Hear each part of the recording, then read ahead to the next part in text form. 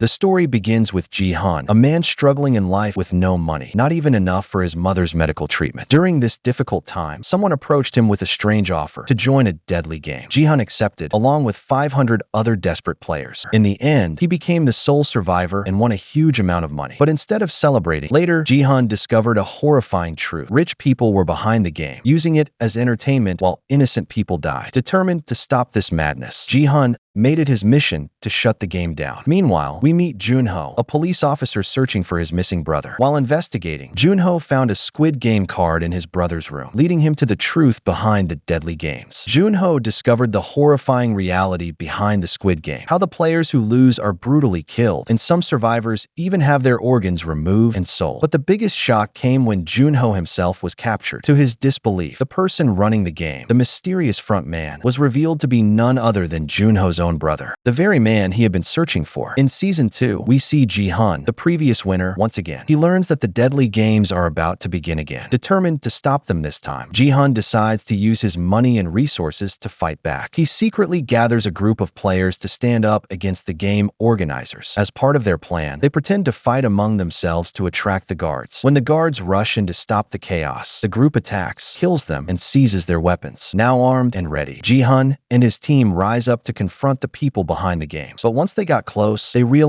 there was no way inside, and to make things worse, they ran out of bullets. Meanwhile, the frontman, who was also a part of the game from within, continued to manipulate them, leading them into traps and weakening their resistance. In a shocking moment, the frontman confronted Gi-hun face to face and killed his friend right in front of him. Gi-hun was devastated. Defeated and broken, Season 2 ended. And Season 3 picks up right where the fight left off. It is revealed that the remaining players have surrendered to the game organizers. After the brutal battle, only 60 players have survived, and many guards were also killed during the chaos. After the battle, Gi-hun was captured and handcuffed. He was no longer allowed to take part in anything except the deadly game. The other players, broken and defeated, blamed him for their loss. They revealed that Lee was supposed to bring back weapons from below, but he panicked and never returned. Because of this, they ran out of guns and lost the fight. During this moment of tension, the Tantric, one of the players, mocked Gi-hun, saying, "I told you nothing would come of this." Enraged, Gi-hun grabbed him by the throat and began choking him. The other players quickly pulled him away, but his anger was uncontrollable. That night, Gi-hun sat quietly, staring at Lee with such intensity that even Lee became frightened. The next day, another vote was held to decide whether the game should continue. Shockingly, most of the players still chose to go on. Gi-hun was devastated, but they had no choice now. They had to keep playing. On their way to the game room, they walked through a corridor lined with the hanging bodies of those who had died in the previous battle. The horrifying sight left everyone shaken. Inside the game room, new rules were introduced. A large transparent ball stood in the center, filled with small balls of two colors, red and blue. Each player had to draw one. The color they picked would decide their team for the next challenge. The players were now divided into two teams, red and blue, based on the color of the ball they picked. Meanwhile, we were shown Neil, a guard known from the previous season for killing players just to prevent their organs from being harvested and sold. This time, however, Neil made a surprising choice. He found a player who was still alive, but mistaken for dead. When two guards came to take the man to the organ room, Neil followed them. Once inside, he shot the guards and ordered the doctor to save the man's life, threatening to kill the doctor if he refused. Back in the game, the two teams were now set for a new challenge, a deadly version of hide and seek. The guards announced the rules. The blue team would have to hide, while the red team had to find and kill them. Every red team player was required to kill at least one blue team member, or else they themselves would be executed at the end of the round. The red team was given knives as weapons, while the blue team received keys. These keys opened hidden compartments and doors built inside the arena where they could hide and try to survive. The game was called Keys and Knives. Gi-hun, now part of the red team, held a knife. Meanwhile, Lee, the person Gi-hun hated the most, was on the blue team. Gi-hun had a clear chance to kill him, and Lee was terrified.